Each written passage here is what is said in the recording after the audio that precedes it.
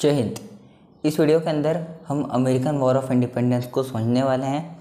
तीसरी वीडियो होने वाली है ये अमेरिकन वॉर ऑफ इंडिपेंडेंस को लेकर के। पहली दो वीडियो अगर आप नहीं देखे होंगे तो पहले उनको देखिएगा, क्योंकि एक दूसरे से सारी वीडियो कनेक्टेड होती है। तो देखिए, मैं आपको 7 ईयर वॉर समझा रहा था। अब 7 ईयर वॉर जब ख़त्म हो जाता है तो उसके बाद जो ब्रिटेन होता है वो अमेरिका के ऊपर कुछ पॉलिसीज़ लेके आता है। देखिए, उसमें से 3 पॉलिसी है। पहली है शुगर एक्ट ऑफ 1764।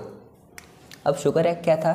तो शुगर एक्ट के अंदर ब्रिटेन ने अमेरिका के ऊपर ये शिकंजा लगा दिया कि वह एक्सपोर्ट यानी कि निर्यात शुगर मात्र ब्रिटेन को कर सकता है। मतलब अगर अमेरिका के अंदर किसी भी प्रकार का कोई भी एक्सपोर्ट होगा शुगर का तो वो सिर्फ और सिर्फ ब्रिटेन को होगा। इसके अलावा किसी भी कंट्री को जो अमेरिका है वो शुगर एक्सपोर्ट नहीं कर सकता है। दूसरा है क्वार्टरिंग एक्ट ऑफ 1764। इस क्वार्टरिंग एक्ट के तहत जो कॉलोनिस्ट के ऊपर आर्मी दे रहा है, कौन? ब्रिटेन। कॉलोनिस्ट क्या है? तो देखिए, जो ब्रिटेन है उसने जो शुरुआती दौर था उसके अंदर अमेरिका को अपनी एक कॉलोनी बनाई थी और उस कॉलोनी के अंदर रहने वालों को हम कहते हैं कॉलोनिस्ट। तो ये जो कॉलोनिस्ट थे इसके ऊपर हमको आर्मी भी रखनी पड़ती थी इसकी सुरक्षा के लिए। क्यों? क्योंकि जो वेस्टर्न पार्ट ऑफ अमेरिका था वो फ्रांस के कब्जे में था और फ्रांस चाहता था कि वो ईस्टर्न पार्ट ऑफ अमेरिका को जीत सके। और अगर वो ये ईस्ट अमेरिका वालों के ऊपर हमला वगैरह कर देता तो ईस्ट अमेरिका वालों को, यानी कि जो ब्रिटेन के कॉलोनिस्ट लोग थे, उनके ऊपर दिक्कत होती। इसलिए हमको वहाँ पे आर्मी भी देनी पड़ती थी। पर 7 ईयर वॉर के बाद तो जो वेस्टर्न पार्ट ऑफ अमेरिका था वो फ्रांस हार चुका था। किससे? ब्रिटेन से। तो अब बताओ आर्मी देने की क्या ज़रूरत है? क्योंकि वहाँ पे दंगा फसाद बहुत ज़्यादा होता था। जो ब्रिटेन के नॉर्मल लोग होते थे और जो पहले सेकंड और थर्ड जनरेशन के लोग होते थे अमेरिका के, वो ब्रिटेन के लोगों को रहने ही नहीं देते थे। इसलिए हमको आर्मी की अमेरिका वाले प्रांत में बहुत ज़्यादा ज़रूरत पड़ती थी। तो ब्रिटेन ने अपना एक कानून बना दिया कि जो भी कॉलोनी के अंदर हमारे आर्मी गई है उसका जो भी खर्चा आएगा वो अमेरिका संभालेगा। उसके टैक्स से जो भी पैसा आएगा वो इस आर्मी के ऊपर खर्च होगा। तीसरा है स्टाम्प एक्ट ऑफ 1764। देखिए, इसके स्टैम्प के 2-3 प्रोनाउंसिएशन है। स्टैम्प भी कह सकते हैं, स्टाम्प भी कह सकते हैं। अपनी इच्छा, आपको जो प्रोनाउंस करना है करिए। तो जो स्टैम्प एक्ट ऑफ 1765 था, इसके तहत अगर आप कोई भी ऑफिशियल बुक पेपर कोई भी कुछ भी खरीदते हैं तो उसके ऊपर जो मोहर यानी कि स्टैम्प है उसका आपको अलग से पैसा देना पड़ेगा। अगर मान लीजिए आप न्यूज़पेपर खरीद रहे हैं तो उसके ऊपर भी गवर्नमेंट का ठप्पा होता है, स्टैम्प होता है। तो उस टाइम पे जो स्टैम्प एक्ट था 1765 का, उसके तहत आपको उसके लिए एडिशनल पैसा देना पड़ेगा। किसके लिए? उस स्टैम्प के लिए। और स्टैम्प किसके ऊपर होगी? किसी भी ऑफिशियल बुक पेपर एक्सेट्रा कोई भी ऑफिशियल चीज़ होगी, औपचारिक चीज़, उसके ऊपर आपको स्टैम्प के पैसे देने होंगे। अब जो अमेरिकन लोग थे, जो कॉलोनिस्ट थे, उनका ये कहना था कि जो लॉ वगैरह बनाने की ताकत है वो मात्र सिर्फ अमेरिका के लोग के पास ही होनी चाहिए, यानी कि अमेरिका के लेजिस्लेचर के पास होनी चाहिए। क्यों? क्योंकि जो ब्रिटेन के अंदर पार्लियामेंट है जिसके ऊपर वो अमेरिका को भी संभालते हैं, वहाँ पे अमेरिका का कोई व्यक्ति ही नहीं है ब्रिटेन की पास संसद के अंदर। तो इसीलिए अमेरिकन लोग का ये कहना था कि जो भी चीज़ें ब्रिटेन की संसद पास कर रही है उसको हम मानेंगे ही नहीं, क्योंकि ब्रिटेन की संसद में अमेरिका का कोई व्यक्ति बैठा ही नहीं है। ठीक है। अब यही चीज़ की वजह से अमेरिकन्स का एक बहुत बड़ा स्लोगन आ गया, नो टैक्सेशन विदाउट रिप्रेजेंटेशन। इसका मतलब क्या है कि हम जब तक टैक्स नहीं भरेंगे, मतलब हम तब तक टैक्स नहीं भरेंगे जब तक वो जो टैक्स वाला एक्ट है उसकी सभा के अंदर हमारा कोई अमेरिकन आदमी नहीं बैठा हो। No taxation without representation. ऐसे बहुत सारे महान महान व्यक्तियों के स्लोगन रहे। महात्मा गांधी जी का था डू और die. Freedom fighter Subhash Chandra Bose ji का था तुम मुझे खून दो मैं तुझे आज़ादी दूंगा। अब जो स्टैम्प एक्ट था इसका विद्रोह बहुत ज़्यादा जम करके हुआ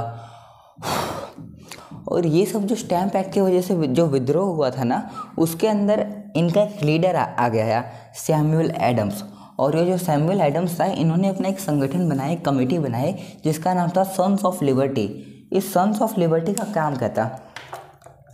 देखिए, उस टाइम पे अमेरिका और ब्रिटेन के बीच में बहुत सारा ट्रेड होता था।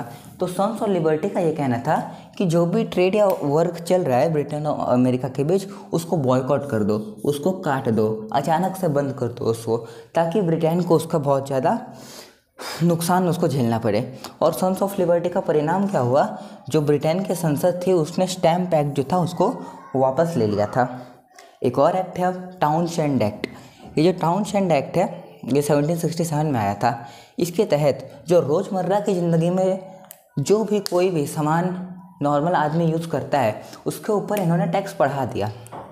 पहले तो टैक्स ही नहीं होता था, और जब टैक्स लगाए तो ऐसा टैक्स लगाए जो बहुत ज़्यादा भयानक हो। अब इस टाउनशेंड एक्ट का भी बहुत ज़्यादा जम करके विरोध हुआ, किसके अंदर, अमेरिका के अंदर। तो देखिए, this allow British soldier to raid at any place, there were many protest against this. अब देखिए, जो टाउनशेंड एक्ट था ये ना सिर्फ ग्लास, टी, पेपर एक्सेट्रा रोज़मर्रा की जो भी चीज़ें हैं उसके ऊपर टैक्स लगाता था, जबकि और ये जो ब्रिटिश सोल्जर थे जो कि अमेरिका के अंदर गए हैं उनको ये अनुमति देता था कि अगर कोई भी अमेरिका का व्यक्ति वहाँ पे रह रहा है या फिर उनके कोई जहाज़ वगैरह कोई भी चीज़ वहाँ पे है तो उसके ऊपर आप खुल्लम-खुल्ला जाकर रेड मार सकते हैं बिना किसी वारंट के। ये था टाउनशेंड एक्ट। इसका जम करके विरोध हुआ अमेरिका के अंदर। तो इसी प्रकार का एक प्रोटेस्ट चल रहा था अमेरिका के अंदर टाउनशेंड एक्ट के खिलाफ, और वो कहाँ चल रहा था, बॉस्टन में चल रहा था। कहाँ पे, बॉस्टन में। तो अब जो प्रोटेस्टर थे वो ब्रिटिश के सामने प्रोटेस्ट कर रहे थे। जिस प्रकार भारत में जलियांवाला बाग कांड हुआ था उसी प्रकार ये बॉस्टन एक्ट भी था, मतलब बॉस्टन में जो प्रोटेस्ट हो रहा था, और बहुत सारे जो अमेरिकन प्रोटेस्टर थे वो इस बॉस्टन में मारे गए थे। ठीक है, चलिए अब बॉस्टन एक्ट के आगे का भाग समझते हैं। ब्रिटेन ने अमेरिका के ऊपर बहुत सारे कानून वगैरह लगा दिए और उसका बहुत ज़्यादा विरोध हुआ, तो जो पीएम ऑफ ब्रिटेन थे जो कि लॉर्ड नॉर्थ थे, उन्होंने जितने भी एक्ट लगाए थे अमेरिका के ऊपर उन सबको वापस ले लिया, पर टी एक्ट छोड़ के, क्योंकि टी से जो ब्रिटेन वाले थे उनको बहुत ज़्यादा फ़ायदा होता था। अब जब अमेरिका के लोग देखे कि इसने अपने फ़ायदे वाली चीज़ों को रखा है और जो उतना ज़्यादा फ़ायदा नहीं करा रही थी उसको वापस ले लिया, हमारे साथ तो अभी भी अन्याय हो रहा है। तो बॉस्टन में देखिए, बॉस्टन में सैमुअल एडम्स की लीडरशिप के अंदर, ये वही सैमुअल एडम्स हैं जिन्होंने सन्स ऑफ लिबर्टी नाम का संगठन बनाया था। तो बॉस्टन में सैमुअल एडम्स की कप्तानी के अंदर या फिर आप कह सकते हैं लीडरशिप के अंदर जो चाय से भरे हुए कंटेनर थे, अब क्या उसके अंदर अम्ल वाली चाय होगी, नहीं, उसके अंदर जो चाय पत्ती थी वो बहुत सारे जहाज़ों के अंदर रखी हुई थी बॉस्टन के अंदर। बॉस्टन एक उस समय का अमेरिका का बहुत बड़ा बंदरगाह होता था, और उस बंदरगाह के अंदर ब्रिटेन में जो चाय पत्ती उगाई जाती थी वो अमेरिका आती थी। तो जितने भी जहाज़ चाय पत्ती से भरे हुए थे उन सारे जहाज़ों के जो कंटेनर थे जिसमें चाय पत्ती थी उन सबको समुद्र में बहा दिया गया, और इस इंसिडेंट को हम कहते हैं बॉस्टन टी पार्टी। क्या कहते हैं हम, बॉस्टन टी पार्टी। इस बॉस्टन टी पार्टी को देखते हुए जो ब्रिटेन की संसद थी उसने इनटॉलरेंस एक्ट लाया जो कि 1774 के अंदर आया था।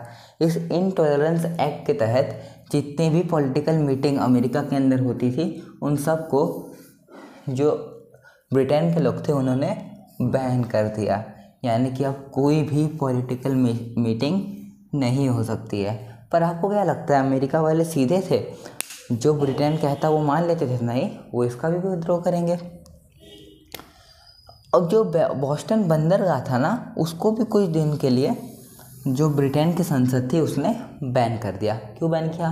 क्योंकि इसका जो चाय पत्ती बॉस्टन टी पार्टी के अंदर गिराई गई थी उससे ब्रिटेन को बहुत बड़ा नुकसान हुआ था, और इस नुकसान की भरपाई वो करने के लिए कह रहा था जो लोग प्रोटेस्ट कर रहे थे, जो लोग बॉस्टन टी पार्टी में शामिल थे, जिन लोगों ने चाय पत्ती गिराई थी समुद्र के अंदर, वो सभी अपराधी जब तक नहीं मिलते तब तक ये बॉस्टन जो पोर्ट है ये बंद रहेगा। या फिर अगर वो जो प्रोटेस्टर हैं उनको अमेरिका के जो लोग हैं वो कहीं छिपा के रखे हैं तो अमेरिका के लोग उस नुकसान की भरपाई करें, तब तक हम बॉस्टन पोर्ट को नहीं ओपन करेंगे। तो अमेरिका वाले बोले जाने तो भाई बॉस्टन पोर्ट को खोलो ही मत, पर बॉस्टन पोर्ट तो इम्पोर्टेंट भी था ना। अब क्या कर सकते हैं, ब्रिटेन के पास ज़्यादा पावर थी, अमेरिका के पास कम पावर थी। इन आंसर ऑफ, ये देखिए इसका IA का मतलब क्या है, IA का मतलब है intolerance act. In answer of intolerance act 1776 American made first continental Congress. मैंने आपको कहा ना, अमेरिका शांत बैठने वालों में से नहीं था, इसने फिर से एक संगठन बनाया इनटॉलरेंस एक्ट को लेकर के, फर्स्ट कॉन्टिनेंटल कांग्रेस। इसका कहना था कि जो भी ब्रिटेन से अमेरिका के अंदर ट्रेड हो रहा है उसको डायरेक्ट बॉयकॉट कर दो, ठीक है, और जो अमेरिका के अंदर बनाई गई चीज़ें हैं उसका ज़्यादा उपयोग करो, स्वदेशी बनो, डोमेस्टिक गुड को बढ़ावा दिया। किसने? फर्स्ट कॉन्टिनेंटल कांग्रेस ने, ठीक है। और इसी समय जो अमेरिका के ज्ञानी लोग थे, जो कुछ फ्रीडम फाइटर वगैरह थे, उनकी जो नॉर्मल जनता होती थी उनके साथ कॉन्सर्ट करते थे, ये बताने के लिए कि यदि अमेरिका ब्रिटेन से अलग होकर के स्वतंत्र देश बनेगा तो कितने ज़्यादा फायदे होंगे, और अगर हम इसी तरह गुलाम बने रहे तो कितने ज़्यादा नुकसान है। और लोगों का दिमाग खोलते थे वो, awakening the minds of the people. देखिए, जो मैंने आपको अभी प्रोग्राम बनाया उसके ऊपर कुछ किताबें लिखी गई, और उसमें से बहुत अच्छी किताब कॉमन सेंस नाम की है। 1775 से लेकर के 1776 का जो दौर था, इस एक साल के दौर में ये किताब बहुत ज़्यादा बिकी थी, बहुत ज़्यादा फेमस हुई थी, और इस किताब की वजह से बहुत सारे लोग का दिमाग एकदम खुल चुका था, वो एकदम ब्रिटेन के विरोधी हो चुके थे। और किसने लिखा था इस बुक को? थॉमस पेन ने लिखा था। किसने लिखा था? थॉमस पेन ने, ठीक है।